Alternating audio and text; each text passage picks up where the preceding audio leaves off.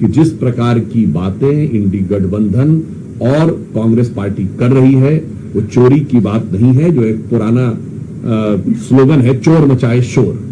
वास्तविक अर्थों में आज विदेशी भारत विरोधी शक्तियों के साथ हॉबनॉबिंग के शक के दायरे में तो कांग्रेस और इंडी गठबंधन के लोग पहले से ही थे। विदेश में जाकर भारत विरोधी एनजीओ और भारत विरोधी नेताओं से मिलने के प्रमाण तो राहुल गांधी जी के पहले से ही थे। 6 मार्च 2023 को सीधे विदेश के भारत में हस्तक्षेप की गुहार लगाते हुए आप पहले देखे जा चुके हैं। अब विदेशी घुसपैठियों के द्वारा भारत के लोकतंत्र पर डाका डालने का यह प्रयास इंडी गठबंधन के द्वारा किया जा रहा है। देश को बहुत सचेत और सावधान रहने की आवश्यकता है।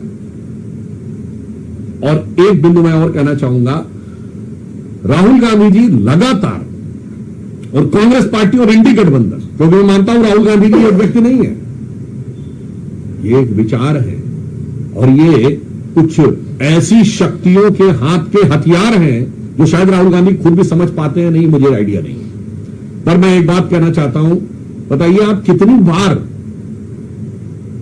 जनता की नजर में असत्य बोलते हुए या झूठ बोलते हुए पाए जाएंगे। जब बयान आया था कि भारत के, मैं अभी से शुरू करता हूं और आपको केवल कुछ उदाहरण देता हूं, देश की जनता अपने आप इस पर निर्णय ले। अभी भारत के एयरफोर्स चीफ ने कहा कि हमने 6 विमान गिराए थे। ये क्या बोले थे कि भारत के कितने विमान गिरे? आज साबित हो गया एयरफोर्स चीफ के बाद यह इस मामले में झूठे साबित हुए।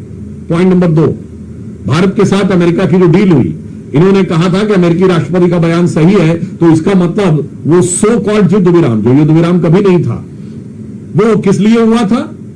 क्योंकि ट्रेड डील हुई थी। अब तो साबित हो गया कि डील नहीं हुई थी। यहां पे पुनः, और ये भ्रम, असत्य और झूठ की इतनी लंबी श्रृंखला है। मैं लोगों को याद दिला देना चाहता हूं कि अगर जनता को थोड़ी सी विस्मृत हो गई हो तो वो इनका कैरेक्टर देख लें। इन्होंने रफाल को लेकर झूठ बोला था, रफाल को लेकर हुए नारे को लेकर सुप्रीम कोर्ट के जजमेंट पे झूठ बोला, वो साबित हुआ। इन्होंने कहा था एलआईसी बर्बाद हो गया, एलआईसी को पिछले साल 44,000 करोड़ का फायदा हुआ है। इन्होंने कहा था स्टेट बैंक बर्बाद हो गया, याद करिए 77,000 करोड़ का फायदा है। इन्होंने कहा था एचएएल बर्बाद हो गया, एचएएल को 8,000 करोड़ का फायदा हुआ है और 81,000 करोड़ के उनके पाइपलाइन में, which is an all time high. यानी जिसके लिए आपने कहा कि ये बर्बाद हो गया है वो सब ऑल टाइम हाई है। अब उसके बाद अगर आप फिर भी ना समझना चाहें तो जिस इकोनॉमी को आप डेड इकोनॉमी कहने में हिचक नहीं रहे हैं, वो आपकी मेंटल स्टेट को दर्शाता है। और भारत के बारे में जो इन्होंने सेना के बारे में कहा, एयरफोर्स के बारे में कहा, आर्मी के बारे में कहा, एचएएल के बारे में कहा, एलआईसी के बारे में कहा, एसबीआई के बारे में कहा और हाल ही में ऑपरेशन सिंदूर के बारे में जो कुछ कहा वो निरंतर असत्य और झूठ साबित हुआ। तो मैं एक पंक्ति में कहना चाहूंगा, एक दौर था जब इस देश में महात्मा गांधी ने एक किताब लिखी थी, माई एक्सपेरिमेंट विद ट्रुथ, सत्य के साथ मेरे प्रयोग। और आज हम देख रहे हैं उन्हीं के एकमेव स्वयंभू उत्तराधिकारी होने का दावा करने वाले श्री राहुल गांधी जी का असत्य का भयानक रोग।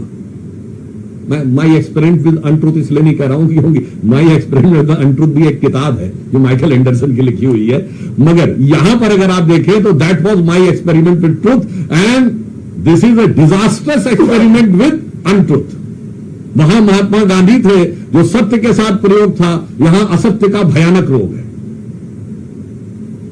इसलिए हम कांग्रेस पार्टी और इंडी गठबंधन से कहना चाहते हैं कि संवैधानिक दृष्टि से, कानूनी दृष्टि से आपके पास जो रास्ते हैं उसको आप क्यों नहीं अप्लाई कर रहे हैं, और भारत विरोधी भ्रामक दुष्प्रचार के द्वारा अगर भारत में अस्थिरता उत्पन्न करने का प्रयास कर रहे हैं तो भारत की सजग जनता उसे कभी भी सफल नहीं होने देगी।